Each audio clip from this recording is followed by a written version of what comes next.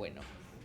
Entonces, vamos a seguir viendo el tema que empezaron a ver con ese, que es el tema de algoritmos aleatorizados, que es un tema algo divertido. Tiene su gracia de ver cómo podemos generar determinismo del azar o también cómo podemos evitar ciertos ataques a partir de usar un poquito de azar o falta de determinismo, básicamente. ¿Sí? O sea, determinismo en cómo es la entrada, pero sí determinismo en que funcione. ¿Sí? Entonces vamos a continuar un poquito con eso y después vamos a ver algunas técnicas más que usan este tipo de cosas, lo vamos a mencionar en algunos casos, en otros hasta les llegué a hacer algunos ejemplos de código como que hasta funcionan. Son algunos ejemplos un poquito falopa. O sea, el primer ejemplo es el ejemplo recontra falopa, el segundo ejemplo es un poquito más serio. Entonces vamos a empezar, este va a ser el tema principal que vamos a ver la clase de hoy, que es el tema de diccionarios y hashing, ¿sí? No voy a decir nada nuevo en realidad al principio, que es para qué sirven los diccionarios, ¿sí? O sea, tenemos un gran universo de elementos U, ¿sí? Y la idea es que nuestro diccionario nos va a permitir, por un lado, que obviamente vamos a poder crear el diccionario, guardar un elemento con un dato asociado. El dato no nos es relevante, así que ya sea si tiene datos, si no tenemos datos y usamos un conjunto, no nos importa, ¿sí? Borrar, ¿sí? Una clave. Buscar si una clave está o no está, o buscar qué dato tiene asociado, ¿sí? Y ver si pertenece. ¿Sí? De vuelta, si obviamente si estamos trabajando con un conjunto, estas dos son medio lo mismo. ¿Sí? Entonces, la idea es que las operaciones estas sean lo más rápido posible y para eso tenemos distintas implementaciones usando funciones de hashing, cosas por el estilo. Por lo menos acá donde no nos está importando en absoluto el tema del orden. Si ya vieron, cuando nos importa el orden, vieron cosas que pasan con el ABB.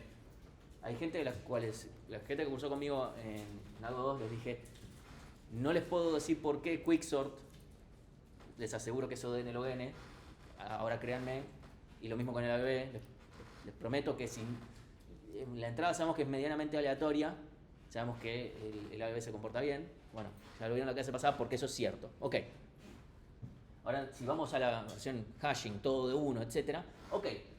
Obviamente todo esto va a funcionar medianamente bien y es fácil de implementar, por ejemplo, si tenemos una cantidad de elementos fija, tenemos elementos de 0 al 1000, porque ya directamente puedo indexar en un arreglo de 0 al 1000. Ya, incluso ni siquiera necesito saber del 0 al 1000, si pueden ser del 1000 al 2000 y simplemente agarro el número y le resto 1000 y ya está, indexo. ¿Sí? Más allá de... Y ahí tenemos una asociación 1 a 1 de dónde va cada elemento, eso es fácil. Ahora, el tema es que en general este mundo U, o este universo U, de elementos es bastante grande. ¿Sí? Por ejemplo, todas las posibles cadenas o lo que fuera. ¿Sí? Eso es un tema. Entonces, la idea va a ser, bueno, ¿cómo podemos asegurar que podemos minimizar la cantidad de colisiones? ¿Sí? El chiste es, el hash es tan bueno como sea la función de hashing, y la función de hashing, para que sea buena, tiene que distribuir uniformemente para que hayan pocas colisiones. Y tiene que, obviamente, ser rápida y ser determinística. La parte de rapidez la vamos a dar medianamente por sentado, si bien ahora podemos ya analizarlo, pero podemos darlo medianamente por sentado, donde solamente dependa de la cantidad de bits de la entrada, o sea, de las claves, y eso más o menos lo podemos dar medio por sentado. Que sea determinístico a priori sí, pero en esta clase va a parecer como que no. Bueno, el tema de las pocas colisiones, eso es lo que nos va a interesar hoy, ¿sí? Entonces, vamos a trabajar un poquito con esta función de hashing. Nosotros vamos a tener que del universo U vamos a ir hasta un 0 hasta un n-1, ¿sí? Donde el n en este caso no me refiero a la cantidad de elementos que tengo, sino la cantidad de espacio que tiene mi tabla, ¿sí? Redimensiones aparte, supónganse que no redimensionamos, simplemente tengo una tabla inicialmente, ¿sí? Entonces yo quiero usar esta función justamente para poder pasar de un elemento, transformarlo y tener un índice en la tabla que sea válido. Entonces, lo ideal sería que si yo tengo dos elementos diferentes, entonces la función de hashing me dé diferente, ¿sí? Porque si no, tengo una colisión. Ahora, esto no es posible.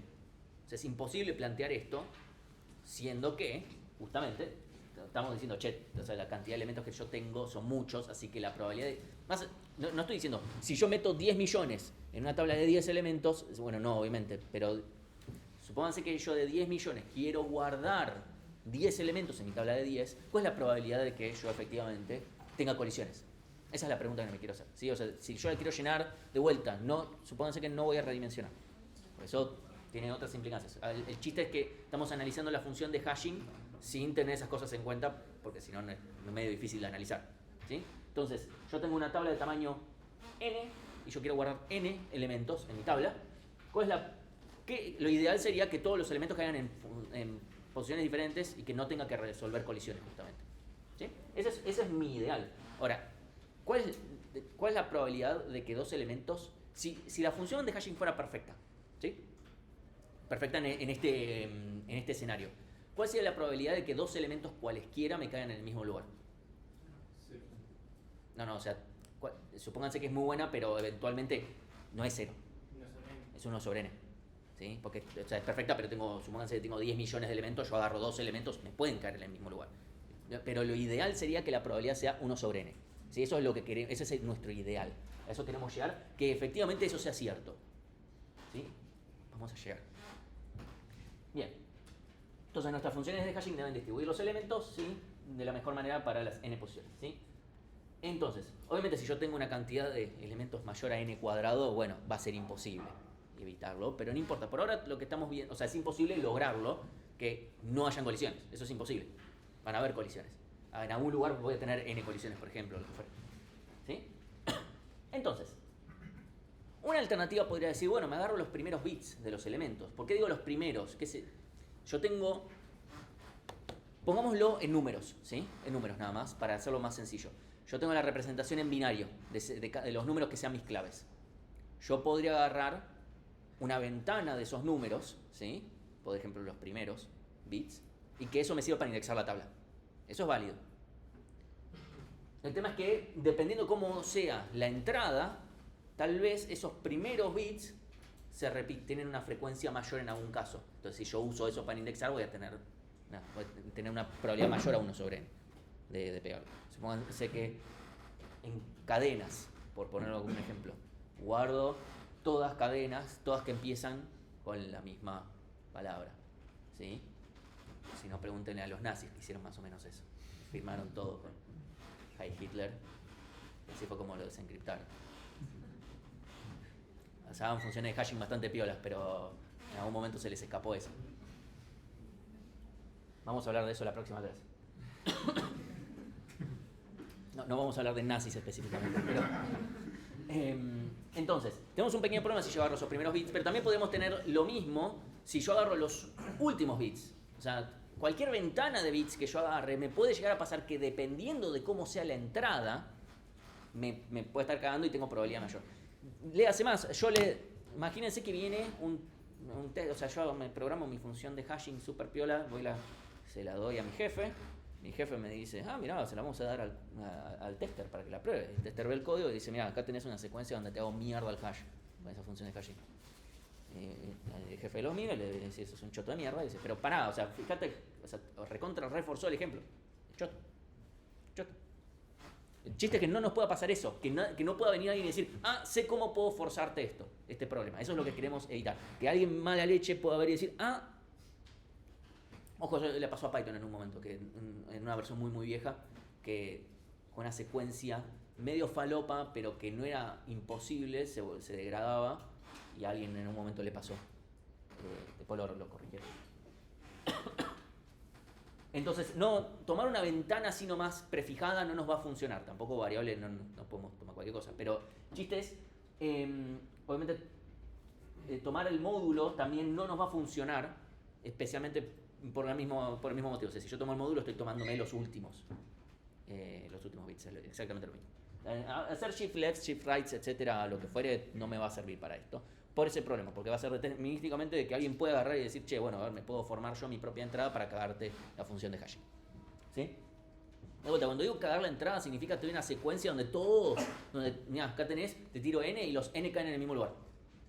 ¿Dónde está tu 1 sobre n? Entonces sí, por eso la selección fija en cualquier lado no nos va a funcionar. Y bueno, tomar un módulo sobre un número primo, si bien en general, o sea, es mejor tomar un módulo con un número primo, en general nos puede llegar a pasar lo mismo de vuelta. Podemos llegar a tener el mismo problema otra vez, ¿sí? Una cosa que yo no recordaba, que no están buenos los primos que están cercanos a potencia de 2 justamente por esto. Porque se asemejan a hacer shift left y shift right. Entonces, en general, vamos a preferir tener primos que no sean, o sea, 1001, si no me equivoco, es un número primo, no elijan 1001, está cerca de 1024, por ejemplo. Y bueno, hay muchas... O sea, tenemos muchas funciones que ya deben haber visto respectivamente sus respectivos cursos de algoritmos, eventualmente cuando hayan implementado el hash. Ya sea si usaron alguna ya prefijada como la FNB, como Jenkins, como etcétera, o si buscaron en internet o lo que fuere, ya hay funciones que están empíricamente probadas que, ok, estas funcionan bastante bien.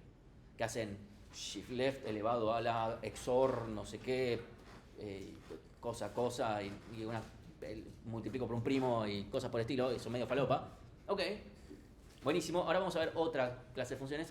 ¿Cómo podemos inventarnos la función de hashing que ustedes quieran? O sea, pueden inventarse una cantidad cuasi infinita, no es infinita, pero cuasi infinita, de funciones de hashing. La pueden inventar. Pues hay una receta, básicamente. Entonces, yo inserto un elemento U, ¿sí? Y tomamos el h de U. Obviamente, supónganse que nos da un valor al azar, ¿sí? Supónganse que mi h de U no es determinística, que da, no sé, 5. Ok. Eso, ¿qué probabilidad tengo de que dos elementos me caigan en el mismo lugar? Obviamente eso me da un número al azar de 0 n menos 1. Yo tomo dos elementos. ¿Cuál es la probabilidad de que me caigan los dos en el mismo lugar? 1 sobre n. O sea, me tienen que haber dado los dos en el mismo... O sea, cada uno tiene... ¿sí? Me tienen que haber dado los dos en exactamente el mismo valor. ¿Sí? O sea, agarro el primero, obviamente las posibilidades son cualquiera, y después tengo que forzar que el segundo, de vuelta, esto es prueba de principio cuatrimestre. Entonces esto va a ser 1 sobre n. Bien. Tienen pequeños problemas ya si mi función de hashing hace eso. ¿Cuál es? No puedo volver a hacer el original. O sea, claro, tenemos... O sea, la probabilidad obviamente es bajísima, es 1 sobre n, es lo que queríamos, y está buenísimo, pero... todo muy lindo, pero el hash no te sirve más. Porque, ok, perfecto, guardaste en un lugar al azar, y ahora cuando quiero buscar, ¿dónde está? 3. ¿Está en el lugar 3? No. Mala suerte. Ok, eso es una cagada, evidentemente, ¿no? Entonces, otra cosa que podríamos hacer.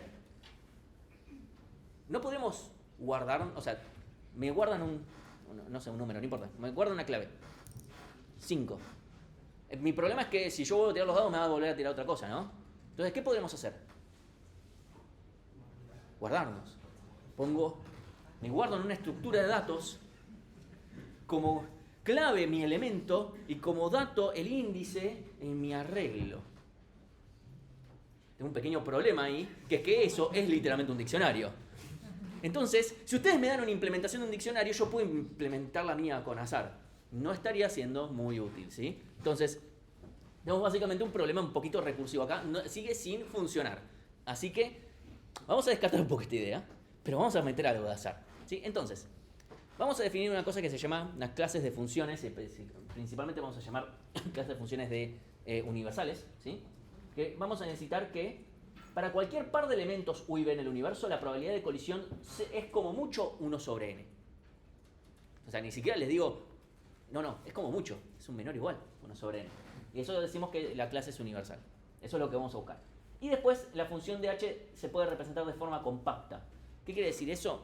Que la función podría estar codeada a mano, o sea, los fors se podrían desplegar todo lo que fuere, o sea, lo que acabamos de hacer recién de decir que yo tengo, bueno, mi función de hashing en realidad lo que hace es tirar un al azar y guarda en un hash, eso no es compacto un carajo.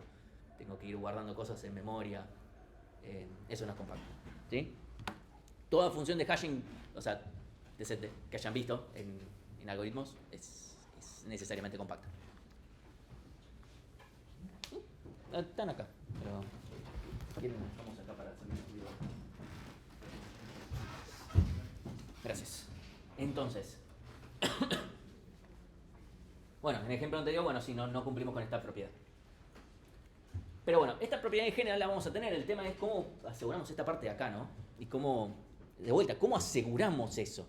Porque hasta ahora es como, bueno, empíricamente, digo, no, empíricamente las bolas, pero demostrado. O sea, acá estamos en TDA, vamos a demostrar cosas, ¿sí? Entonces, si acá es universal, las funciones de h tienen la siguiente propiedad, ¿sí?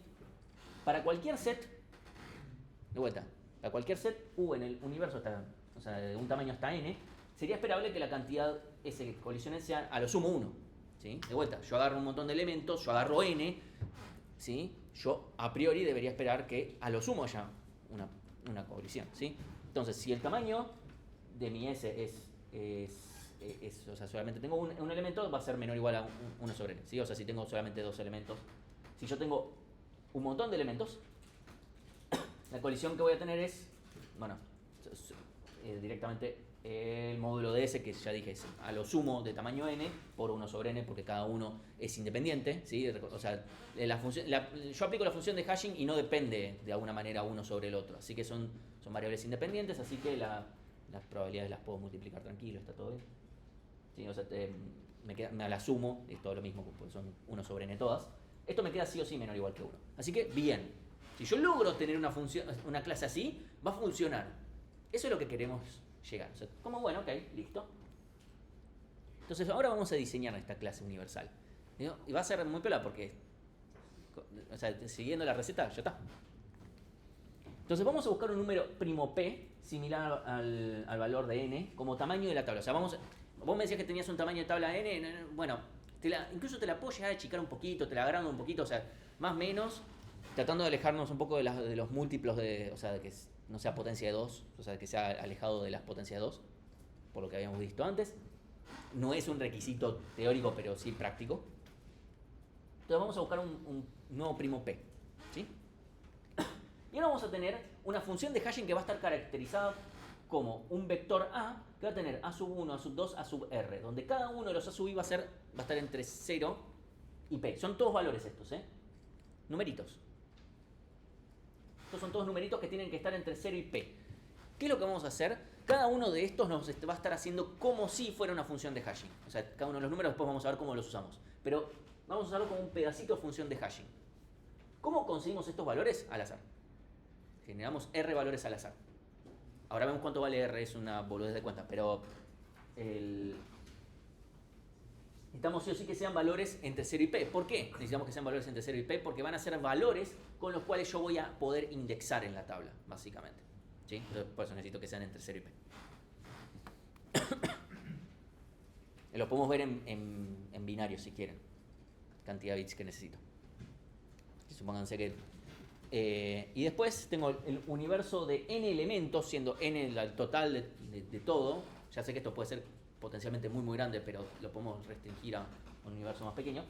Entonces R va a ser aproximadamente, podemos poner techo si quieren, del logaritmo de n, el n grande es la cantidad de elementos posta que yo me interesa, que son... Yo no es que voy a guardar esta cantidad de elementos porque no van a entrar en la tabla sin una redimensión. Yo lo que digo es, estos son los potenciales elementos que podrían entrar. ¿Sí? Piensen, supónganse que son todas las palabras que pueden haber en el diccionario. Ok, palabras reales que hay en el diccionario, las contamos cuántas son, listo. Dividido logaritmo de n, en este caso en realidad ya sería logaritmo de p. ¿Sí? Porque ya cambiamos.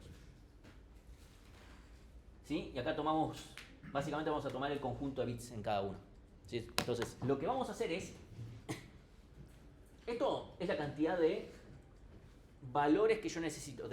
Supónganse que el tamaño de mi tabla es 16. ¿Sí? Para ponerlo como... O sea, ya sé que 16 no es potencia 2, pero hagámosla fácil. ¿Sí? Tengo tamaño de tabla 16. 16 lo represento con 4 bits. ¿Sí? O sea, de 0 a 15. Lo represento con 4 bits. Supónganse, esto es logaritmo en base 2, ¿sí? Supónganse que mi n tiene 16 bits, es decir, 4. Entonces lo que yo voy a necesitar son 4 valores, ¿sí? Eso, pónganse que... Y supónganse que, vuelta, mi n es 16, y mis valores pueden tomar 16 bits. 1, 2, 3, 4, 5, 6, 7, no, 1, 0,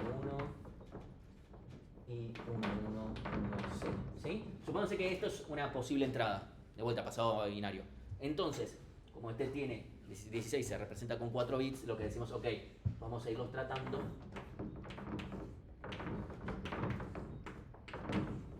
Sí, da 4 bits. Entonces, ¿cuántos necesito? 4. Logaritmo base 2 de... Esto me va a dar 16 necesariamente. De 16. Y este es logaritmo ahora sí, en este caso sí va a ser, el logaritmo de esto me va a dar 16, el logaritmo de esto me va a dar 4, lo divido me da 4, pues necesito 4 pedacitos. Entonces lo que voy a hacer es tomar este pedazo, tomar este pedazo, tomar este pedazo, tomar este pedazo, ¿sí? Básicamente eso. Entonces, obviamente eso lo hacemos con shift left, rights, lo que fuera. Entonces, vamos a definir que nuestra función de hashing para un vector x, o sea, vector x nos estamos refiriendo ya directamente a la clave en realidad, pero ya la puedo indexar, ¿sí? Entonces yo tengo un x sub i, este va a ser x, este va a ser x1, x2, x3, x4. También lo puedo, o sea, que yo diga que este es x1 y no este, es el medio lo mismo, no importa. Lo único que tengo que hacer es consistente. Pero decimos x1, x2, x3, x4. Entonces, lo que vamos a definir es que mi función de hashing al final del día es esto. Nada más. Yo tengo la sumatoria para cada uno de los R's de multiplicar a sub i, o sea, se puede multiplicar o hacer las antes, no me acuerdo cuál era. Era multiplicar. Sí, multiplicar, ahí está. Multiplicamos cada uno por el a sub i, que de vuelta les recuerdo, los a sub i al azar. Al azar simplemente entre 0 y p. Entonces, y al resultado de esta sumatoria y todo, módulo P. Nótese, o sea, una vez que yo calculo los A sub i, ya acá quedan fijos, no los vuelvo a calcular cada vez. O sea, esto va a ser siempre determinístico para los A sub i calculados. Pero nótense, ahora vemos por qué esto tiene sentido, pero nótese que esto es imposible que venga alguien y me lo quiera hackear. Porque esto en cada ejecución, o sea, para hackeármelo me tiene que hacer todas estas cuentitas y decir, bueno, me voy a asegurar que el random te dé esto. Es como, bueno, está bien. Como decirle al que puso la semilla de esto, no sé, no me hables a mí, hablarle al que quien se está seteando la semilla. No, el problema mío no es. Decirle que calcule esa semilla con el efecto fotoeléctrico que haya en no sé dónde, si querés tanta seguridad, pero evidentemente esto funciona, ¿sí? Ahora vemos por qué esto funciona, pero evidentemente esto no es atacable. Entonces, vamos a probar que esto efectivamente es una clase universal, es decir, que la probabilidad de que dos elementos diferentes caigan en la misma posición tiene que ser sí o sí 1 sobre n. De vuelta, agarro dos elementos, etc. Entonces, nosotros vamos a agarrar un x y un y. Obviamente el x lo podemos escribir como x1, x2, x3, x4, sí, xr. Y lo mismo un i, que obviamente sean diferentes. Porque si son iguales, obviamente yo espero que la función de hashing me dé lo mismo. Obviamente en este caso me daría lo mismo. Porque, de vuelta, ya teniendo los a sub i fijados, la función me va a ser determinística. Ok. Entonces, ahora queremos ver que, sí o sí, si estos dos son diferentes, la probabilidad de que caigan en el mismo lugar tiene que ser a lo sumo 1 sobre p. Lo cual es como... ¿Podría ser menos? No, técnicamente no, pero vamos a ver que le vamos a poner ese menor o igual para que sea igual. ¿Sí? Entonces, obviamente esto es la definición de que haya una colisión. Entonces, sabiendo que x e y no son el mismo elemento, vamos a plantear una realidad por el absurdo, más o menos vamos a llegar a eso. Lo que vamos a decir es que evidentemente, si son diferentes x e y, evidentemente en algún xj tienen que ser diferentes. O sea, por lo menos en alguno de estos pedazos tienen que ser diferentes. Si son iguales en todos es que son lo mismo y por lo tanto no es un buen ejemplo. ¿Sí? Entonces, por lo menos en uno son diferentes. Ahora, podrían ser, en el resto también podrían ser diferentes o ser iguales, pero el tema es que nos vamos a centrar en uno que sabemos que son diferentes. O sea, xj e ij tienen que ser necesariamente diferentes. Entonces, lo que vamos a hacer es, ok, nosotros ya tenemos a sub 1, a sub 2, a sub r, eso ya están fijados, ¿sí? Entonces nos vamos a centrar en este a sub j, ¿sí? El a sub j que corresponde a el pedazo en el que x e y son diferentes. Pongámosle que es x2 e y2, ¿sí? Entonces nos centramos en ese. Vemos qué es lo que sucede. Sin importar el resto de los valores, de vuelta, queremos que la probabilidad sea 1 sobre p, de vuelta, en que colisionen, dado que en xj son diferentes. Ya sea así, en los demás son iguales o son diferentes. Eso es importante. No puede ser... O sea, esto obviamente también aplica a funciones de hashing criptográficas, que es que a una pequeña variación tiene que variar mucho la salida. No estamos buscando eso en este caso. Lo único que queremos es que nos dé diferente. puede ser parecido, pero que sea diferente. ¿Sí? Entonces, en ese caso, queremos decir, che, ¿qué pasa en este caso? ¿Sí? ¿Qué pasa? O sea, quiero ver cuándo serían estos dos iguales. ¿Sí? Entonces planteo, h a de x es esto y h a de y es esto. ¿Sí? No, estoy aplicando la definición y nada más.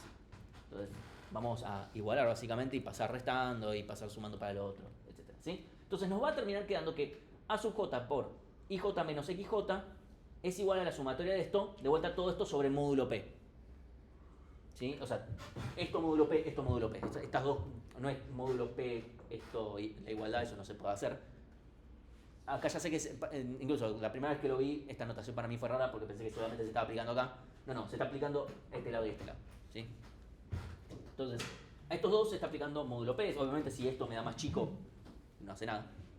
Pero es para que quede claro eso. ¿Sí? Entonces, vamos a poner varios ejemplos. No me acuerdo de los ejemplos, ese es el problema. Es el problema.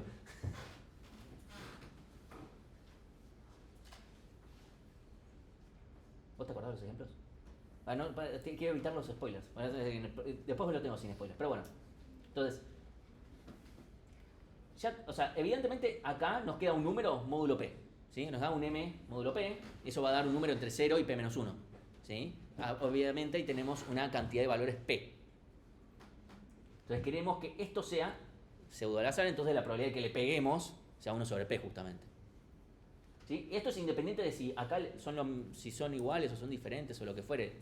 Obviamente, fíjense que aquellos valores donde los x sub i y los x sub j sean iguales, acá se van a estar anulando. Fíjense que si todos los x sub i e y sub i son iguales, esto me da 0. O sea, y 0 mod p me da 0. Entonces me tiene que dar un a sub j y sub i. ¿Qué valor podría hacerme? O sea, fíjense que esto evidentemente no es 0. ¿Cómo puedo hacer que esto entonces me quede 0? Que a sub j sea 0. Esa es una posibilidad. También, sí, sería posible.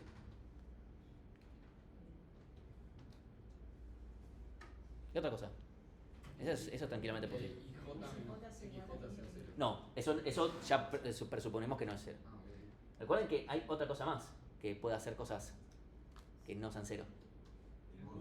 Un módulo. O sea, si a esto mágicamente me da, por ejemplo, supónganse que esto me da 2 y P es, no sé, 4. 2 por 2, ¿cuánto es? 2 por 2, ¿cuánto es? 4, ¿qué es un 4? 2 por 2, ¿cuánto es? 0. Módulo. 2 por 2 me da 0. ¿Sí? Importante. Entonces, la pregunta es, ¿qué valores de A sub j justamente me permiten satisfacer la igualdad en ese caso? ¿Sí? Entonces, a eso es lo que vamos a tratar de analizar un poquito.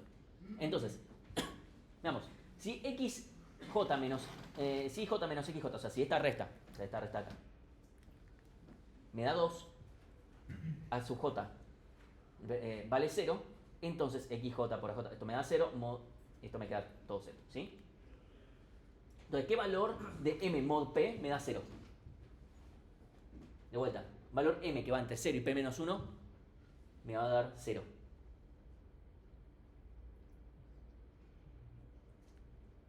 ¿Qué valor está entre 0 y p menos 1? Y que si yo lo hago resto de la división entera con p, me da 0. Es 0. Es el único. Es solo ese. Si yo hago x, o sea, supongo de vuelta, nos vamos a quedar con que x menos ij menos xj da 2, de vuelta, ejemplo. Si aj vale 1, la multiplicación de esto me da 2. ¿Sí? De vuelta, módulo p, no me importa. Módulo p. ¿Qué valor m mod p me da 2? De vuelta, p es importante, p es primo. ¿Qué valor, si yo le hago módulo número, me da 2? De vuelta, m es un valor que está entre 0 y p menos 1. Es solo un valor. ¿Cuál es? 2. Solamente el 2. Si yo hago 1 módulo p, me da 1. ¿Cuál es el resultado de la división? ¿Cuál es el resto de la división entera de hacer 1 dividido 5001, no sé, estoy tirando, no sé si el 5001 es primo. Me da 1. ¿Sí? Fíjense. 2. En este caso P era 5. Para nuestro ejemplo P es 5. ¿Sí? Entonces estamos probando todos los valores de A sub j, que recordemos que A sub j tiene que valer sí o sí entre 0 y, bueno, P menos 1 en realidad. O sea, tiene que ser menor a P. Entonces 0, 1, 2, 3, 4. Vamos a probar todos los valores. ¿Sí? Entonces vemos que 2 por 2, 4, 4 módulo 5, me da 4 de vuelta P. ¿Cuántos valores me van a dar esto?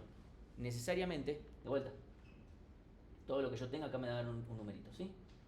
Lo que yo tenga acá, de este lado, solamente hay, o sea, voy a terminar con solamente una posibilidad, que es que M módulo P me va a dar 4. ¿Sí? Fíjense que acá no estamos repitiendo valores, ¿sí? Vamos, 2 por 3, ¿cuánto es? 1. ¿Estamos todos de acuerdo que 2 por 3 es 1?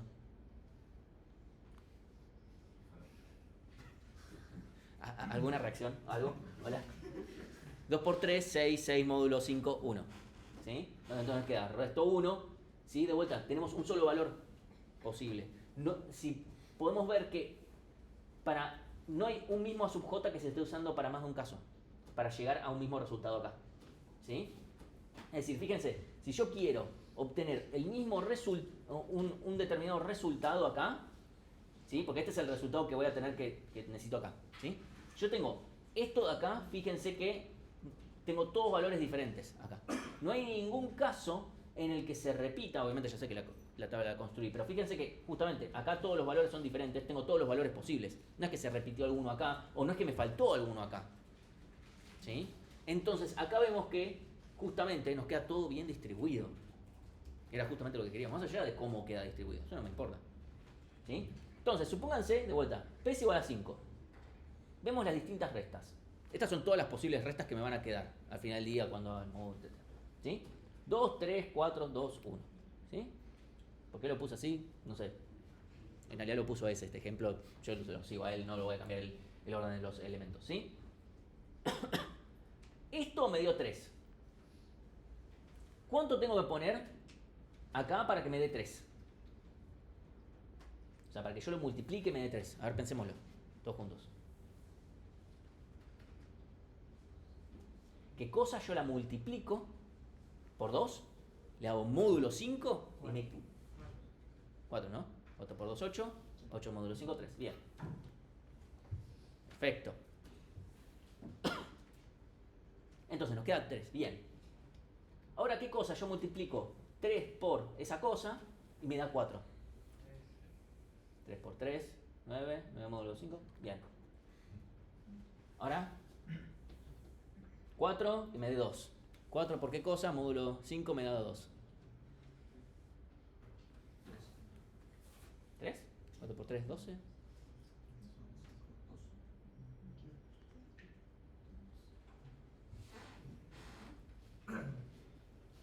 Y ahora 2 por 2. Este es fácil. Y ahora...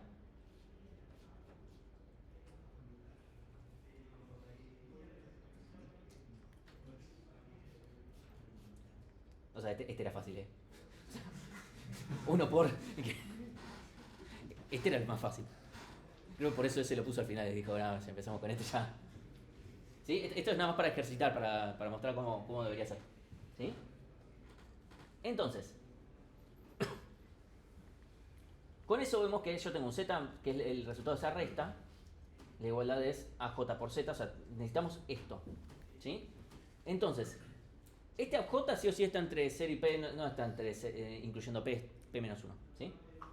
Y que P es un número primo, eso es importante, porque si no, todo lo que estamos haciendo acá de que solamente hay un valor no necesariamente se cumple. Eso es importante, los números primos. O sea, todo eso de, che, ¿qué cosa puedo hacer que me dé 3? Era fácil, porque es un número primo. Si no, con los múltiplos se nos empezaba a complicar. Perdón, con los divisores. Hay solamente un valor que satisface la igualdad, ¿sí? Solamente uno.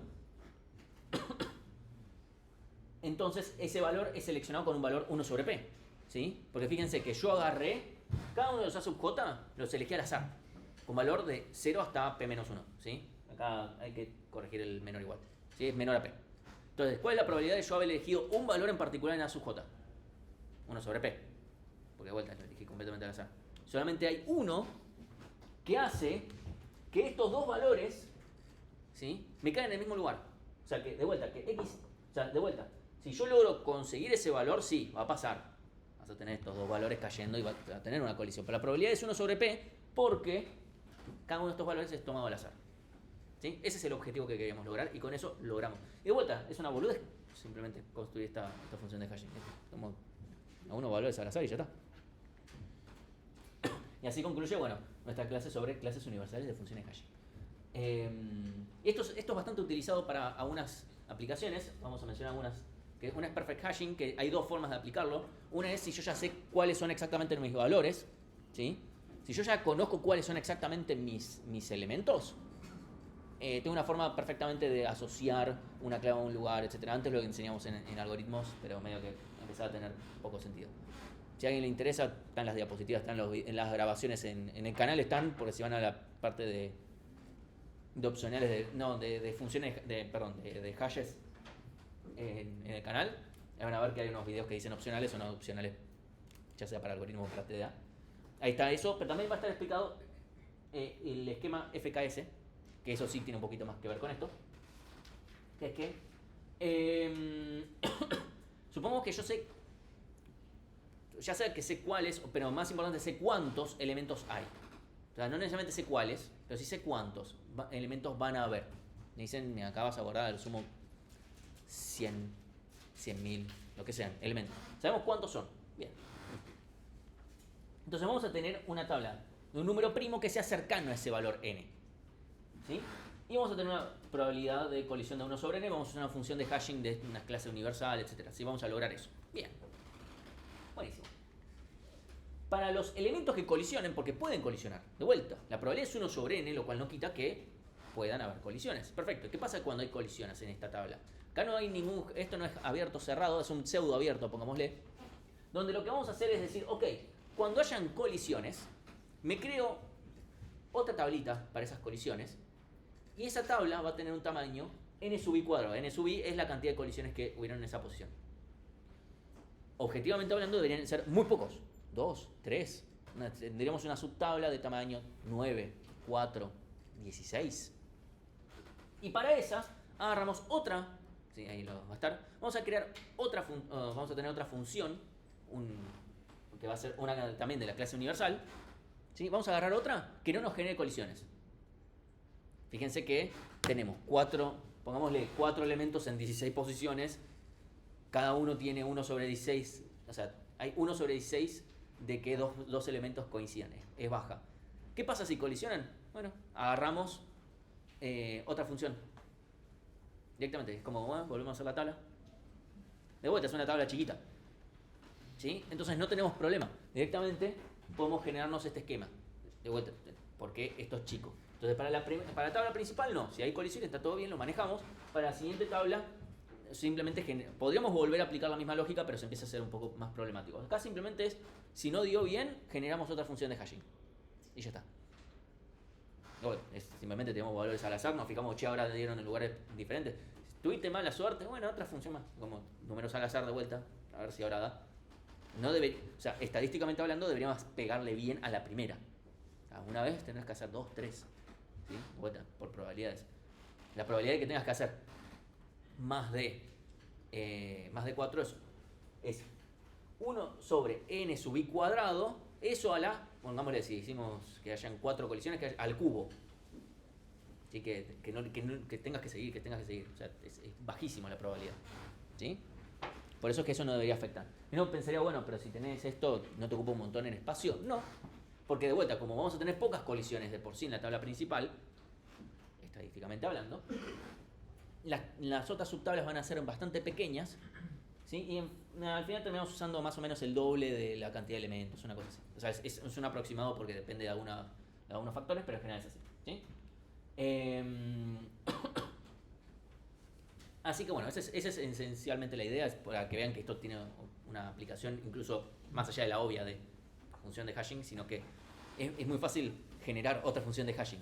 Ese es el tema. Es fácil generar otra función de... Es como, esta no me sirvió, listo, generate otra. Uno podría decir, bueno, ¿y por qué no haces eso con la tabla principal? Generate una función de hashing hasta que no tengas colisiones. El problema es que eso sí puede llegar a o sea, el chiste es que eso me tarde poco. De vuelta. Está bien que es 1 sobre p, pero yo voy a traer, si voy a poner n por n dividido p, donde eso va a tender a ser casi 1, ahí no me conviene. Eventualmente voy a tener una colisión. No, consume 2n aproximadamente. O sea, aproximadamente 2n, lo cual es lineal. Sí, porque cada vez que vos probás estás generando una zona nueva. De tamaño obviamente más chiquita que la original. Es que es bastante más chica. Eso porque deberías tener pocas colisiones. Ese es el tema. ¿Sí? Entonces, ese es el chiste. Entonces, vamos a hablar un poquito ahora, otras cosas aleatorias. ¿Sí? Vamos a hablar algunas metodologías. Y las metodologías están relacionadas, o sea, los nombres de las metodologías, en este caso se llama Las Vegas, la otra tiene otro nombre. Tienen ciudades donde hay casinos. Lo cual tiene sentido. O sea, tiene todo el sentido del mundo. Bueno, la primera se llama Las Vegas, es una metodología en la cual se crean algoritmos de forma randomizadas donde siempre dan la respuesta correcta. ¿Sí? Y el tiempo en encontrar esa solución puede llegar a variar aleatoriamente y potencialmente, técnicamente, podrían nunca terminar en algún universo. No es este universo, por suerte, ya lo corroboré, por lo menos no para todos los problemas. ¿Sí? Y ya hemos visto, ¿sí? Díganme ustedes ejemplos de cosas que hemos visto de que iniciaron la carrera hasta acá que tengan esta característica. O sea, vemos que pueden llegar a variar, que el tiempo que demoren, técnicamente demoran de forma aleatoria. Podrían eventualmente ser infinito, pero probabilísticamente no, pero varía. O sea, el azar me puede hacer variar cuánto te demora.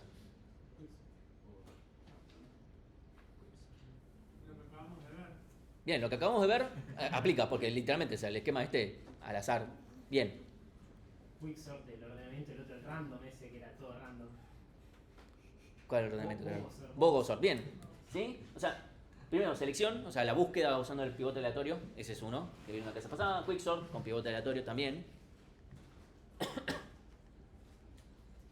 De vuelta, o sea, Quicksort no es que nunca va a terminar, pero depende de si yo elijo muy mal el pivote al azar y lo que fuere. No importa si elijo a 3 y me cago en el medio, igual siempre puedo llegar.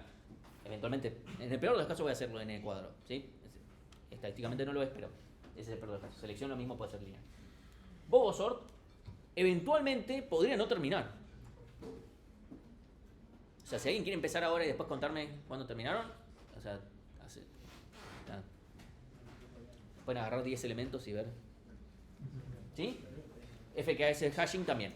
¿Sí? Todos estos son de este estilo. Bueno, otra metodología se llama Monte Carlo. ¿Sí? En Monte Carlo también hay un casino. Me enteré aprendiendo en su momento. En su momento me hablaron de estas cosas cuando estábamos haciendo la materia que hoy en día se llama ciencia de datos, organización de datos. Era una materia que tenía todos los temas. O sea, como tiene una mezcla de temas. Que hoy en día, por suerte, están. El tema es que eran un montón de temas que no estaban ubicados en ningún lado muy claro. Entonces era como, bueno, acá vamos criptografía. En ese momento estaban recién empezando con Machine Learning, unas cosas de indexación. La más versátil de la carrera ahora. Sí, era. Había un tema nuevo. Datos. Sí, así es como después en el parcial te hacían mierda, ¿no? Pero es como, bueno, tengo que estudiarme la historia de la computación, básicamente. Hoy en día, como que básicamente cortaron esa materia y la dijeron, bueno. Entonces, la idea, en este caso, obviamente vamos a crear algoritmos randomizados, pero lo que van a hacer es que no necesariamente vayan a dar la respuesta correcta. Esa es la diferencia principal.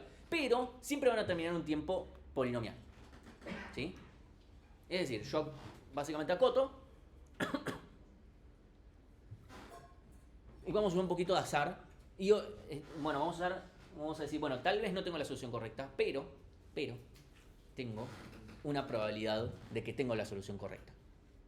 Lo cual o sea, a veces puede ser suficientemente bueno. A veces no, pero a veces puede ser bueno. ¿Sí? Entonces muchas veces incluso se ejecuta varias veces el algoritmo para decir, bueno, a ver si lo puedo mejorar por ejecutarlo un par de veces más. ¿Sí? Entonces, ya. Pensé que tenía. Supónganse, les voy a dar un ejemplo de un algoritmo Monte Carlo. Yo quiero obtener el máximo de un arreglo. ¿Cuál sería una forma bien Monte Carlo de hacerlo? Pero lo más. Agarro un elemento al azar. Este es mi máximo. Está bien. ¿Sí?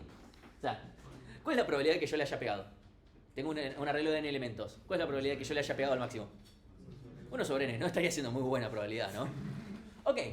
yo hice unas pequeñas cuentas. Supongamos que, esto debería haber tenido transiciones, lo lamento. Las hice hace unos días estas. No estaba este ejemplo antes. Entonces, supongamos que yo quiero buscar un arreglo en O de log n, lo cual técnicamente yo no puedo encontrar el máximo con completa certeza, porque yo tengo que pasar por todos los elementos si no tengo información adicional. Bueno, lo aplicamos en O de log n. O sea, yo lo puedo hacer, no puedo tener certeza. Entonces, lo que hacemos es, ok, agarramos al azar, supónganse que agarramos al azar log n valores, que más o menos nos podemos asegurar de que sean diferentes. Hasta ahí. Bueno, nos quedamos con el más grande de todos, ¿sí? Entonces, ¿cuál es la probabilidad de haberle acertado? En realidad es mucho más fácil ver la probabilidad de no haberle acertado. Entonces, no haberle acertado, la primera es n-1 dividido n, ¿sí? O sea, esa es la probabilidad de no haberle acertado. Es de todo lo que no son el máximo, agarrarte cualquiera de esos menos al que es realmente el máximo. La probabilidad es altísima. n-1 sobre n. Si yo aplico log n veces, la probabilidad de no acertar es esto mismo, como cada una de las instancias son independientes, es esto a la logaritmo de n. ¿Sí? Eso es de no acertarle. Entonces la probabilidad de acertarle es 1 menos esto. ¿Sí? Bueno, si supongamos que n es 2 a la quinta, o sea 32 para dejarlo. Entonces esto, si aplicamos esto, nos queda 0,27. Como tenés un cuarto de chance de haberle pegado. ¿Cómo es? ¿Qué sé yo? Obviamente si yo empiezo a aumentar mucho esto, o sea, pongámosle 2 a la 6, 2 a la 7, este número se va haciendo cada vez más chiquito. ¿Sí? ¿Por qué? Entonces si hacen la cuenta le va a dar cada vez más chiquito. Incluso yo en su momento lo había hecho con no sé, con 2 a la 10 y me daba como había un 5% de chance de pegarle. Como bueno, qué sé yo, te prometí lo de n. Para la próxima podemos probarlo con raíz de n, tal vez sea un poquito mejor. ¿Sí? O sea, no es el mejor ejemplo, obviamente, pero para mí está buenísimo este ejemplo para entenderlo, porque es muy fácil de entender qué es lo que estoy tratando de hacer. Bueno, hay un algoritmo, por ejemplo, que es el algoritmo de Karger, que lo que hace es obtener el corte mínimo de cualquier grafo, no solamente de una red de flujo. O sea, buenísimo cuando tenés una red de flujo, corte mínimo, for Fulkerson, ok, listo, ya está. ¿Sí? Pero cuando no tenemos una red de flujo, no es tan sencillo eso. ¿Sí? Entonces, si yo tengo cualquier otro grafo que no sea una red de flujo, sea dirigido y que no sea red de flujo, o no dirigido y obviamente ya no lo es, bueno, yo quiero el corte mínimo de vuelta, que nos parta más de una componente conexa, en el caso de no dirigido, lo que fuera. ¿Sí? Entonces, la idea es que el algoritmo de Karger lo que va a hacer es buscar el corte mínimo de un grafo en general. ¿Sí? Y obviamente va a ser de forma Monte Carlo. Entonces, lo que va a hacer es, bueno, hace como unas contracciones, es medio parecido a lo que hace el algoritmo de Lubain en algún punto. ¿Sí? Lo que hace es, las aristas que contrae son al azar, cuando contrae como que genera un único nodo. ¿Sí? Entonces la probabilidad de que en una corrida el algoritmo encuentre exactamente el algoritmo es n tomado 2, 1 sobre eso. O sea, es 2 dividido n por n menos 1. ¿Sí? Es eso, nada más, porque de todas las probabilidades. Entonces si lo ejecutamos varias veces, ¿sí? Entonces hacemos varias corridas al azar, ¿sí? Y entonces repitiendo el algoritmo termina, si hacemos una cantidad de veces logarítmica, creo que nos termina quedando n, esta cantidad de n tomado 2, de vuelta esto es n, o sea, esto es cuadrático, ¿sí? N por n menos 1 dividido 2 por el logaritmo natural de n. ¿Por qué el logaritmo natural de n? No sé, pero eso básicamente esta es la cantidad que se definió para que más o menos dé bien. Entonces uno agarra y usa esto y la probabilidad termina siendo 1 sobre n. ¿Sí? Entonces, o sea, que no se encuentre el corte mínimo, la probabilidad es 1 sobre n, lo cual es como, che, está bastante bien. N sería la cantidad de vértices o de aristas, pero es la cantidad de aristas en este caso. ¿Sí? Entonces como, che, está bien. Esto es una cantidad cuadrática de veces de vuelta, uno diría, che, tal vez no te conviene calcularlo. ¿Qué sé yo? ¿Sí? O sea, esto suele funcionar bastante bien. Entonces, otras cosas que tenemos en este universo de la aleatoriedad, en este caso esto no es tanto al azar. Esto no tiene tanto que ver con azar, pero en algunos problemas que hemos visto, siempre, o sea, podemos llegar a una solución óptima, pero nos puede llegar a tardar más de lo que quisiéramos. ¿Sí? Y tal vez le podemos dar una ayudita más para que llegue más rápido a la solución óptima. ¿Sí? Un caso muy claro es camino mínimo. ¿Sí? O sea, esto de las heurísticas se utiliza mucho en programas de optimización o de búsqueda, por eso búsqueda de camino mínimo es un claro ejemplo, ¿sí? Entonces la función heurística nos permite que en realidad poder rankear por dónde me conviene ir, básicamente, en nuestra búsqueda de ese óptimo, de lo que fuera, ¿sí? Entonces, en algunos algoritmos greedy, básicamente la regla greedy sería como la heurística. Entonces, por eso, incluso cuando se daban modelos de optimización 1, mencionaban que se mezclaba ahí bastante que se mencionaban algoritmos greedy como si fueran heurísticas, era como que se mezclaba un poquito ahí. No son exactamente lo mismo, si bien están bastante relacionados, ¿sí? Entonces, en el problema de la mochila, por ejemplo, podemos decir que la heurística, que sea la regla greedy, podemos guardar los primeros elementos con mejor relación valor-peso, ¿sí? Eso es una heurística en realidad. Que de vuelta está muy relacionado con la regla greedy. No es el algoritmo greedy en sí, pero sí la forma en la que actuamos. Entonces, a partir de esto vamos a mencionar un algoritmo que se llama A estrella. Ya sé que tiene un asterisco, pero se llama A estrella. Se llama A estrella y siempre está escrito con asterisco.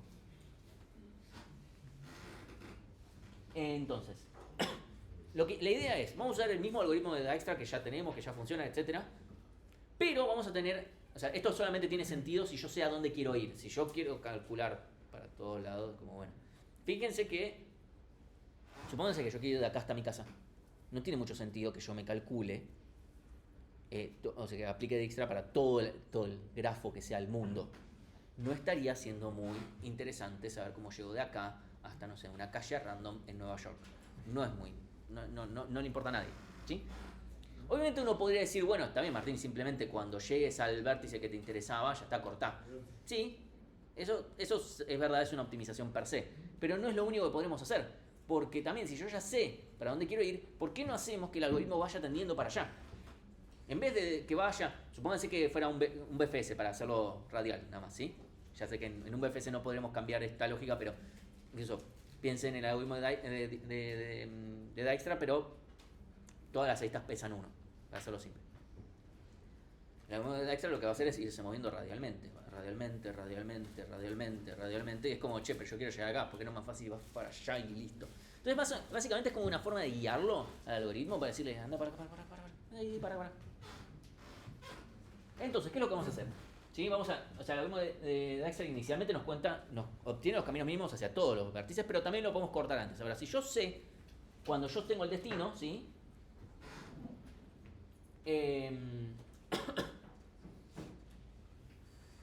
Cuando yo tengo un destino puedo aplicar esta lógica. No vamos a encontrar un camino más corto que el algoritmo de Dijkstra. Eso que claro, porque el algoritmo de Dijkstra es óptimo, está demostrado, es óptimo, funciona. Ok. No nos va a encontrar otra solución, lo va a encontrar la misma, pero más rápido. ¿Sí? Obviamente siempre va a nivel complejidad sigue estando acotado o de LOP, ya está. ¿Sí? Pero la idea es decir, bueno, pero hagamos que funcione más rápido. Es una forma bastante ingenieril de hacer las cosas. Es como, sí, complejidad está bien, pero hagámoslo más rápido. ¿Sí? Entonces, ¿qué es lo que vamos a hacer? Bueno, acá vamos a ver un videito. Esto es lo que hace la estrella. No es muy copado porque no están yendo a la misma velocidad. Evidentemente, porque este está yendo más rápido terminan todos al mismo tiempo. Pero, dale. Entiende un poquito. Fíjense, este es lo que hace la estrella. O sea, llega... estos son todos los vértices que se van viendo, ¿eh? No es el camino, porque obviamente el otro camino no es que va pasando por todos los vértices. El tema es qué tan rápido llega, o sea, cuántos vértices termina de ver para llegar a la solución. ¿Sí? Acá está. Entonces, esto, lo que no me gusta de esta animación es que se asegura que todos terminan al mismo tiempo. Y el chiste es que justamente este va más rápido. Entonces, este va a terminar más rápido, porque tiene que recorrer menos del grafo para llegar al destino, ¿sí? O sea, si yo ya sé que tengo que ir para acá, puedo ir llevándolo. Entonces, lo que vamos a hacer es, obviamente las distancias son las distancias, eso no va a cambiar, no vamos a cambiar la geometría del problema. Pero, sí vamos a cambiar cómo pondera el heap. ¿De acuerdo? La modalidad esta tiene un heap de mínimos. Bueno, lo que vamos a hacer es decir, che, si a donde yo quiero ir está para acá, un vértice que está por acá, me interesa mucho menos que un vértice que está por acá. Eso es lo que va a hacer. Entonces, no digo que si es necesario ese vértice no lo voy a ver. Estadísticamente hablando es poco probable que lo necesite. Así que le voy a dar menos pelota. ¿Sí? Obviamente todo esto está basado en que la función esta heurística que nos va a estar diciendo, che, cómo modificamos, cómo priorizamos en Egip, tiene que conocer el problema. Eso ahora lo vamos a ver. ¿Sí? Entonces, empezamos por el vértice de origen, evaluamos todas las posibilidades sí, que obviamente que tengamos para ir mejorando, pero lo que vamos a hacer es, vamos a encolar con la función heurística que va a terminar haciendo lo siguiente. Yo en vez de encolar la distancia, encolo la distancia más la heurística. Eso me genera un GDN. O sea, GDN es básicamente la distancia de este vértice más la heurística. La heurística está relacionada con este vértice que estoy analizando relacionado con el destino. ¿Sí? Entonces, ¿sí? Eso es lo que vamos a usar para priorizar en el heap. Obviamente en el destino la función heurística tiene que valer 0 porque está relacionado mucho con la distancia física al destino. ¿Sí? Entonces, si la heurística es admisible, el camino encontrado va a ser el óptimo. Eso es un pequeño detalle. ¿Sí? Esto es lo que, fíjense qué es lo que haría la función. Fíjense que, supónganse que todos estos son peso 1, no es que está haciendo así, dándole vueltas. Como está tratando de acercarse, cuando tenemos un bloqueo, es como, bueno, ok, listo. Seguimos por otro lado. ¿Sí? Y ahí encontramos. Ahí está, cambio. Ahí está.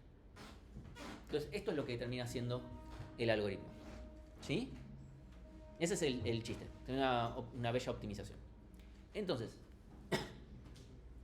una heurística es admisible si nunca sobreestima el costo entre dos vértices. O sea, entre dos vértices decimos entre el que me interesa contra el destino. ¿Sí? Es decir, si yo pongo, por ejemplo, le pongo, no, estás re lejos. ¿Sí? Supónganse que le digo, che, ¿cómo para llegar de acá? O sea, ¿cuánto tiempo me va a llevar llegar desde acá hasta mi casa? Y me dice, no, unos 20 minutos, qué sé yo. Mentira, no me tardo más, pero para poner un ejemplo, 20 minutos. Uno dice, 20 minutos, media hora, y sabemos que eso no está sobreestimando. Incluso que sea un poquito optimista, está bien, ¿no? Pero no está potencialmente perjudicándome, está bien. Y eso nos va a dar óptimo. Ahora, si de repente me dice, no, esto 10 minutos, esto te vas a estar hasta mañana. Y para todos, o sea, imagínense si eso lo dice para todos, no me está ayudando, me está perjudicando. ¿Sí? Porque obviamente a mí me puede decir, no, hasta mañana. Y tal vez al lado de mi casa me dice, no, en 3 días. En 3 días llegas. Y como, che, estoy al lado de mi casa. No, en 3 días. Entonces ahí es un problema porque voy a terminar potencialmente voy a terminar no encontrando la solución óptima de vuelta, porque recuerden que cuando yo desencolo el destino, llego, listo, ya está, encontré la mejor solución. Por eso es importante que nunca sobreestime, porque si no me puede dar una solución incorrecta. Es mejor, es como, bueno, es un poquito más optimista y está todo bien. O sea, si le pifias un poco como mucho, va a tardar un poquito más el algoritmo, pero nada más. Obviamente si la función siempre devuelve 0, es lo mismo que no tener y estamos en algún modo extra. ¿Sí? Entonces, cosas interesantes, hay distintas distancias a considerar. A veces la distancia euclidiana es correcta, pero en otros casos no es correcta la distancia euclidiana. Por ejemplo, si yo me estoy moviendo en un auto, por ejemplo, la ciudad de Buenos Aires es bastante cuadrada, así que yo me muevo, también la llaman geometría del taxista, porque, o sea, si yo quiero ir de este punto a este punto, la forma más corta es, no sé, andar, armate un subte, o sea, o armate no sé, algo que vaya por debajo, o un tren que vaya por arriba, o alguna cosa por el estilo, pero el taxista no puede hacer esto. Entonces ahí estamos contando por cantidad de cuadros, por ejemplo, que hacemos esto. Entonces eso lo podemos contar. Si yo tengo esta coordenada y sé a dónde quiero llegar, en cualquier punto yo sé cuántas. ¿Qué va a hacer? 2, 1, 2, 3, 4. Me sumo en total 6. Eso lo puedo hacer para cualquiera. Entonces esto no va a estar tampoco... Obviamente esto va a estar subestimando. Está bien, o sea, no es que esté mal, simplemente que se puede hacer mejor. Obviamente no puedo usar esta cuando sí valga la geometría euclidiana, porque ahí sí voy a estar sobreestimando. Acá tenemos, por ejemplo, esto es un círculo. O sea, todos estamos de acuerdo que esto es un círculo. Sí, no, esto es un círculo. Esto es un círculo en la geometría esta. Usando distancia Manhattan, estos son todos los puntos que están a esta distancia 4. ¿Sí? A veces para entender un poco cómo es la geometría de algo, es bastante interesante graficar cómo sería un círculo, en ese caso. Bien, otra es la distancia de Chebyshev, que está relacionada con cuántas posiciones, hasta dónde puede moverse un rey en tantos pasos, ¿sí? o cuánto le lleva llegar hasta una cierta posición. Por ejemplo, hasta acá es yendo para acá. Esta de acá son 2, 1, 2. No es que acá no estamos aplicando Pitágoras ni nada por el estilo, porque no aplica esa cantidad de movimientos.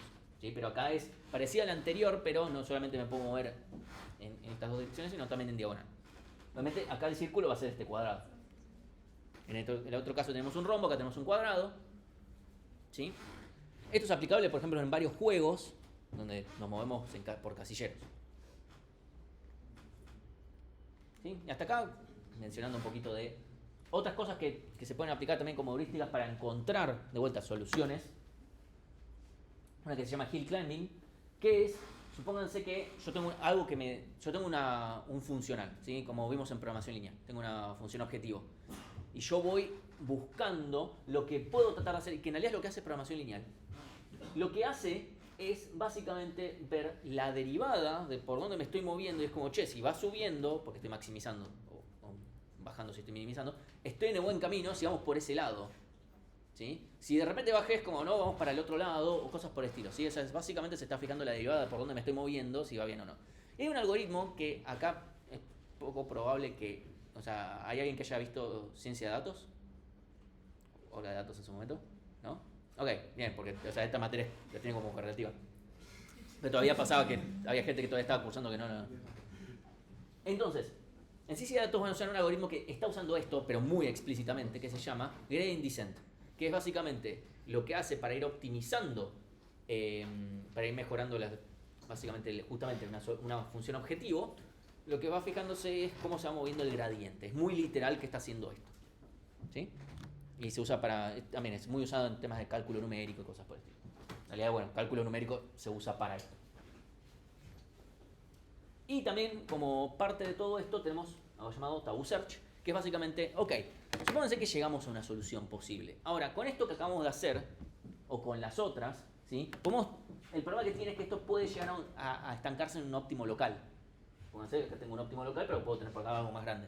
¿Sí?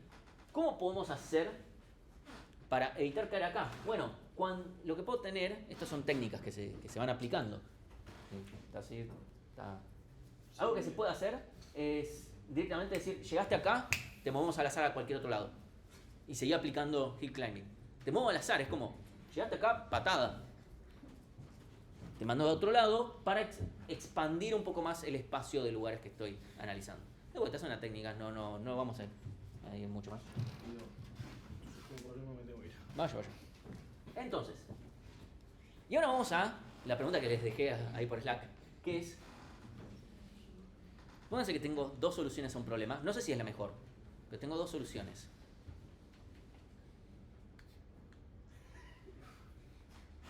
Es como, ¿no puedo pasar que yo tengo una solución y otra solución y me generan mejores soluciones? Digo, bueno.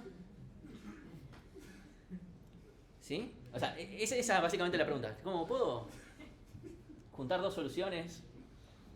Pongo velitas. Cosas por el estilo y dejo las soluciones solas y vuelvo y de repente ¡eh! ¡Una mejor solución! Esa es básicamente lo que vamos a tratar de hacer. Se llaman algoritmos genéticos y que literalmente lo que hacen es una metodología también, de vuelta, es una heurística en general, o sea, esto es una metodología, ¿sí? Que hasta ahora lo que venimos haciendo en muchos casos es no usar la información de una iteración en otra. Por ejemplo, los Monte Carlo. Agarro al azar, a ver cuál de todos me da mejor, etc. ¿Sí? Ok. En esto lo que vamos a decir es, voy a ir teniendo información que me lleven de una iteración a otra, para ir generando distintas soluciones. ¿Sí? Entonces vamos a tener básicamente vamos a tener generaciones que van a ir progresando de un estado a otro estado. Y vamos a ir tratando de que esas generaciones de individuos terminen llevándome a la solución óptima. De vuelta, esto es un concepto medio greedy, ¿no? Pero esto se basa bastante en procesos evolutivos. Obviamente todo hecho medio a mano, ¿no? Pero entonces, ¿qué es lo que vamos a tener? Nuestros individuos de nuestra generación o de nuestra población van a ser posibles soluciones al problema. Solamente que sean posibles soluciones. ¿Sí? Iniciamos con P individuos, P los que fueron. ¿Cómo los generamos? Después charlamos, depende del problema un poco, ¿no? Pero los individuos inicialmente se pueden obtener al azar o con un procesamiento previo o lo que fuere. Yo ahora tengo un par de ejemplos, se los muestro medianamente rápido. Sigo mirando el reloj se quedó sin pila, no sé qué voy a estar haciendo. Entonces, iteración es una generación, la iteración i más 1 es la descendiente de la iteración i. Entonces, vamos a caracterizar un individuo de forma medio simplificada. Todo lo que estamos viendo acá es un poco simplificado, pero ya con esto podemos hacer algo básico. Entonces, un individuo lo que va a tener es básicamente cromosomas, todo medio obvio, así que expresan su naturaleza interna. Es básicamente un vector que representa el estado. ¿Sí? Representa varias cosas. Entre sí, primero, obviamente, tiene los genes que representan una variable del problema, y también los genes pueden tomar distintos valores posibles, ¿sí? Que se llaman alelos en este caso. Luego te estoy dándoles la caracterización del problema. Entonces, dicho todas estas cosas, los genes en sí lo que importa es tanto su valor como su orden, dependiendo del caso. En algunos casos no me importa en dónde están, pero en otros casos sí. Vamos a ver dos casos.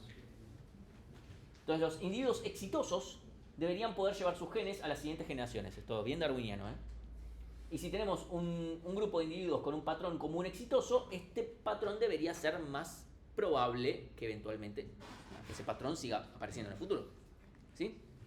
Entonces, vamos a definir que obviamente el éxito de individuos, básicamente vamos a tener una función de aptitud, que va a ser lo mismo que nuestra función objetivo, básicamente de programación lineal, es el mismo concepto. Que obviamente esto tiene potencialmente un problema de qué tan complejo va a ser. ¿Sí? Estamos viendo. Entonces, vamos a tener tres operadores genéticos: selección, recombinación y mutación. El más complicado es el de recombinación, pero el de selección y mutación obviamente son todos importantes. Selección, básicamente qué individuos van a sobrevivir a una generación y bueno, van a poder ponerla básicamente. Vamos a elegir al X% más apto según la función de aptitud. A los otros le decimos sos feo. Ya está. Recombinación, lo que vamos a hacer es generamos una nueva generación a partir de la selección base. Hay dos mecanismos. Uno es, opción 1 más sencillo, simplemente asexual, que es básicamente copiamos la instancia. Eso puede ser literalmente copiar, es como tomamos una misma instancia, listo, ya está. Esto se puede usar, incluso tiene un nombre que es elitismo, que es me quedo con un pedacito. Es como, algunos me los puedo quedar. Y la opción 2, que obviamente que tiene un poquito de gracia, es que vamos a agarrar dos individuos, ¿sí? Bueno, los vamos a llevar a un lugar bien turbio. No puse nombres de lugares, primero para no generar prejuicios, y segundo porque probablemente los nombres de mis épocas ya tal vez están todos los lugares cerrados, porque eran turbios. ¿Sí? Bueno, y se combinan los cromosomas, es muy literal esto. Se combinan, se eligen básicamente genes al azar de cada uno, donde tal vez los podemos ponderar por cuál es más apto o no.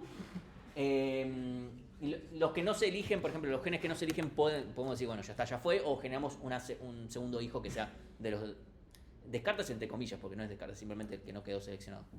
¿Sí? Podríamos hacer eso o no. Obviamente también se podría hacer de más de dos individuos. Nada me dice que una solución a vertex cover no se pueda reproducir con dos soluciones de vertex cover. Sí, pero depende de lo único que quiera probar, porque esto es medio prueba y error, no es que hay por lo menos que yo sepa, no hay una gran ciencia al respecto de no, tenés que probar si con dos o con tres es mejor. La verdad que no sé, no me puse tampoco a investigar tanto. Y el emparejamiento también puede ser completamente al azar, o puede ser como potencialmente a los más aptos los pongo entre sí, o al más apto con el menos apto de los de la selección para poder más o menos ir por la media o algo por el estilo. Se puede hacer de una forma, de la otra o lo que fuere. ¿Sí? Y después tenemos una mutación. La mutación básicamente lo que va a hacer es generarnos, va a tener esta especie de generación de tabú, donde nos vamos a mover levemente de la solución donde estamos. Porque el problema que tiene esto es que puede converger a algún lugar. Entonces cuanta mayor mutación yo tenga, más difícil va a ser que yo converja rápidamente a una solución, a un óptimo local. ¿Sí? Entonces vamos a tomar un valor, obviamente una probabilidad, y dependiendo de si llegamos a un umbral, generamos una mutación de forma aleatoria. ¿Sí? O eso se puede generar, que genero una sola mutación entre los genes, o veo gen por gen y veo si se aplica a una mutación en gen por gen. ¿Sí? Entonces, le hago una pequeña demostración de que esto funciona.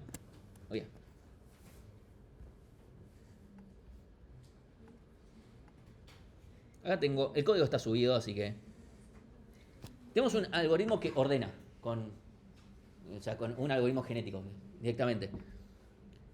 Donde tengo dos funciones que definen que también está ordenado. Una es esta que esta tiene un gran problema, que al principio no me estaba dando como el orto y dije, bueno, está bien, da como el orto, tengo que hacer lo otro. Que es básicamente se fija cuántas veces tengo un elemento que es más chico. ¿Sí? Y eso, cuanto más es peor. Después tenemos otra que es básicamente cuenta inversiones. El único problema que tiene contar inversiones es que contar inversiones implica hacer un pseudo merger. Entonces como me da un poquito feo que estoy haciendo algo que es prácticamente ordenar para contar las inversiones. Es medio una cagada, pero bueno. Esto es didáctico. También podría haberlo hecho en n cuadrado simplemente, pero me iba a tardar más el ejemplo. ¿Sí? Entonces, esto simplemente cuenta las inversiones para ver qué tan bien ordenado está. Esto es el intercalar nada más para el tema del ordenamiento. Entonces, lo que nosotros hacemos es, yo quiero ordenar este arreglo que tiene valores del 0 al no sé qué, 30 tal vez, o algo. Entonces, lo primero, yo genero mi población inicial. ¿Cómo es? Permutaciones del arreglo.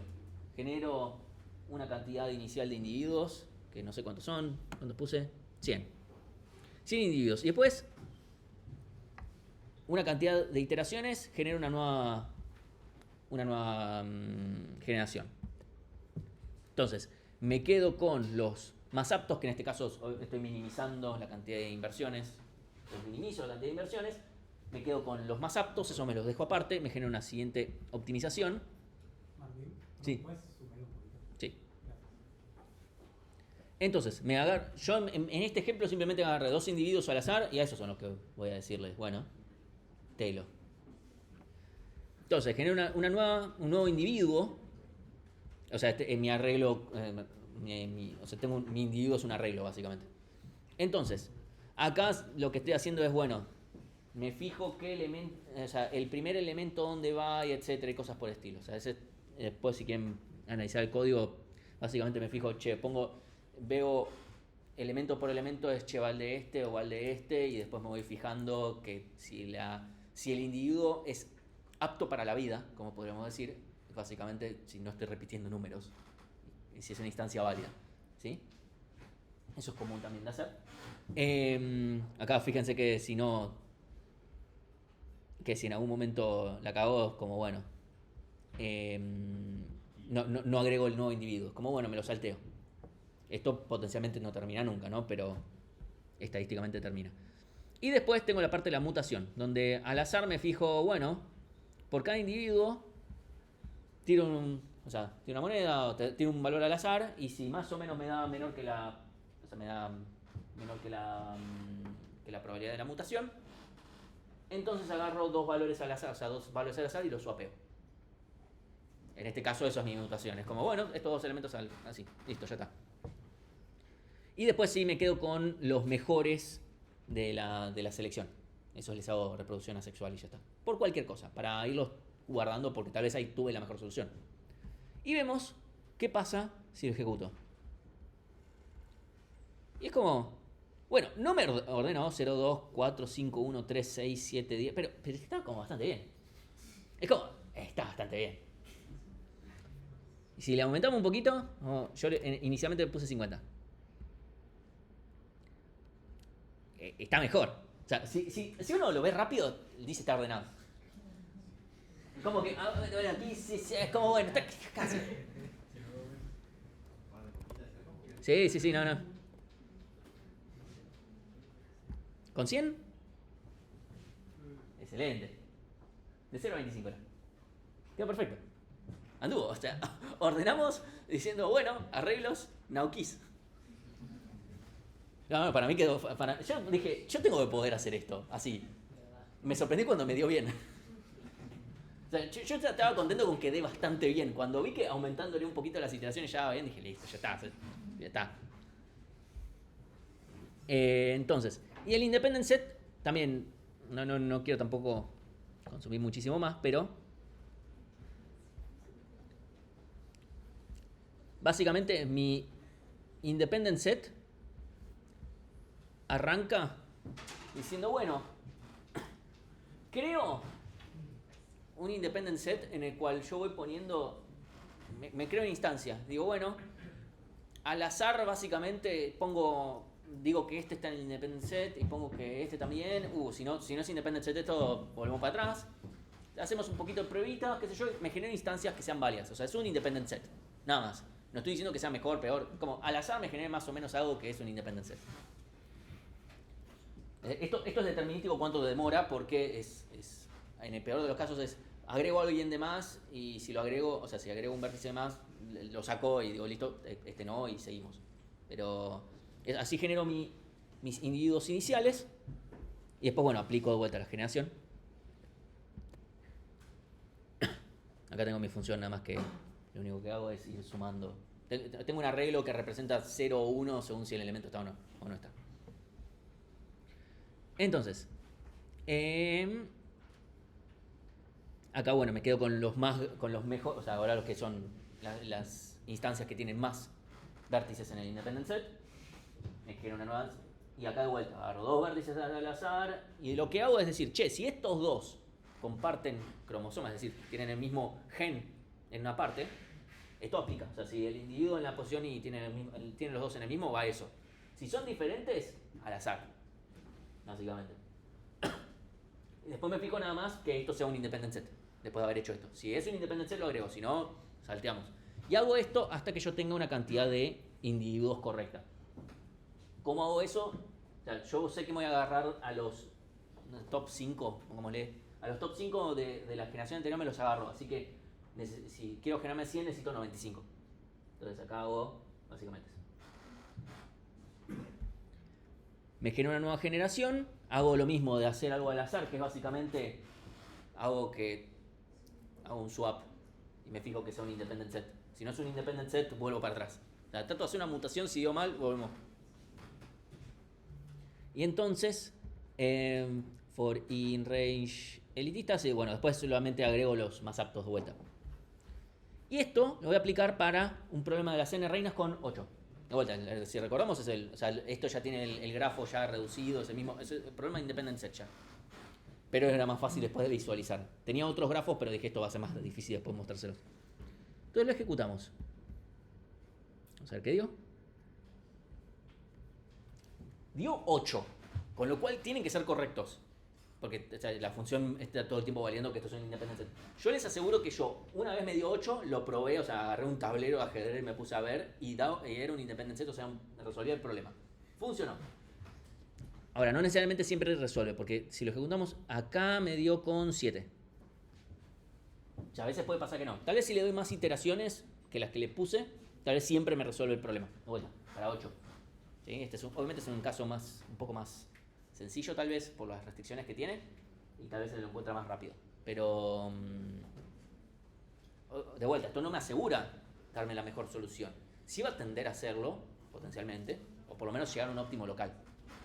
¿Sí? En este caso es mucho más restringido, está bueno.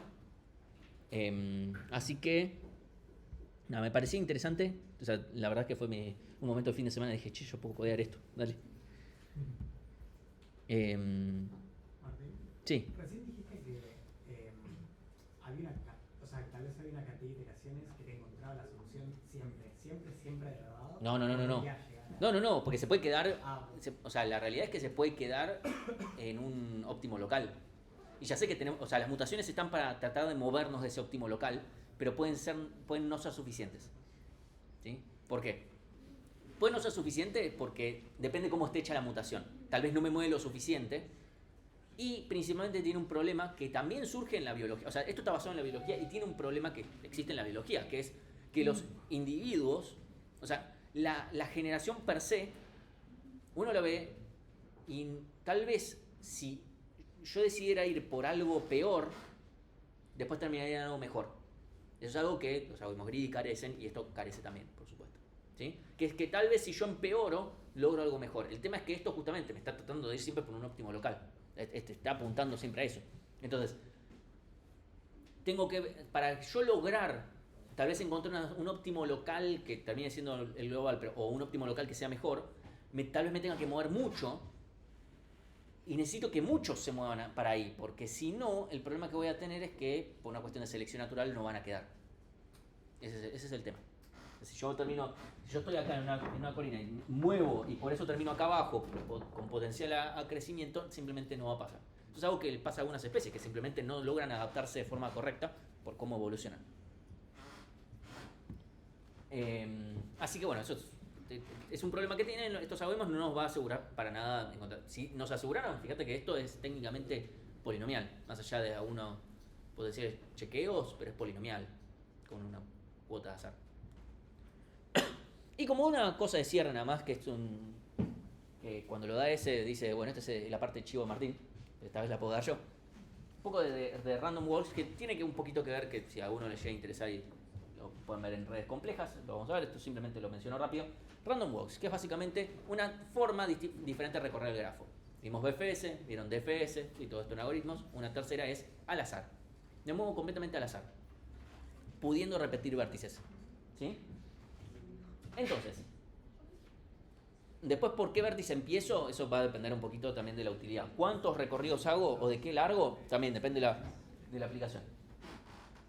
Entonces, esto lo que nos va a dar es nos va a dar información estadística de cómo son los alrededores de un vértice. Cuanto más corto son del largo inmediato, cuanto más largo es, nos va a dar una información más grande del grafo.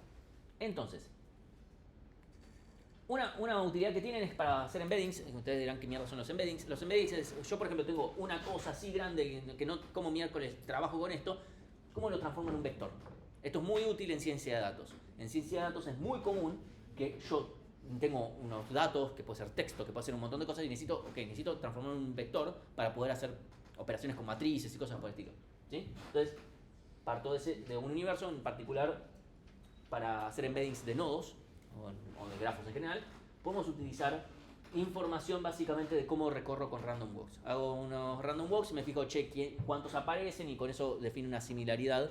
Y entonces para representar un nodo lo pongo en relación a los demás nodos, básicamente. Una forma podría ser es, si yo hago 50 random walks desde este vértice, ¿cuántas veces aparece cada uno de los demás? Y nada más lo cuento. Después esto se normaliza, o sea, se pone en módulo 1. Eso es algo común que se hace en estas cosas. ¿Sí?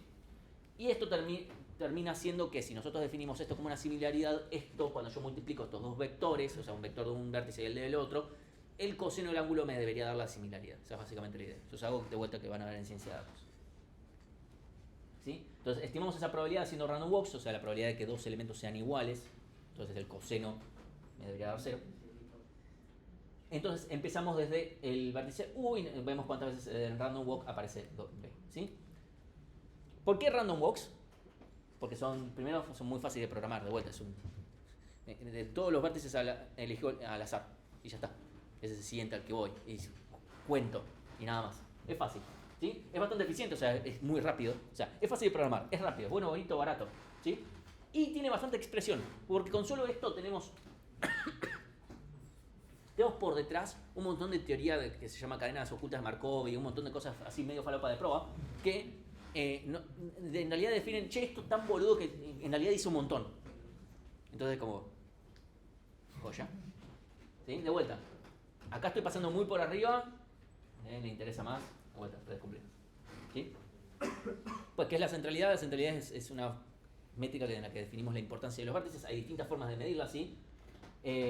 O sea, puede ser centralidad de grado, quien tiene grado mayor, centralidad por proximidad, o sea, quien está más próximo en cantidad de aristas, basada en caminos, por ejemplo la de intermediación, la que está basada en caminos mínimos, PageRank, que es la que usaba Google para rankear páginas, también eso es una forma, que esta en realidad está basada en otra que es de autovalores y autovectores, y lo que tiene es que podemos usar random walks para simular PageRank cuando es bastante complicado, que también está muy relacionado, o sea, en realidad, o sea, PageRank está simulando una centralidad que usa autovalores y autovectores, y nosotros acá como no podemos hacer tal vez no podemos hacer un PageRank infinito, hacemos random walks y eso nos permite simular, ¿sí? Esa es básicamente la idea, ¿sí?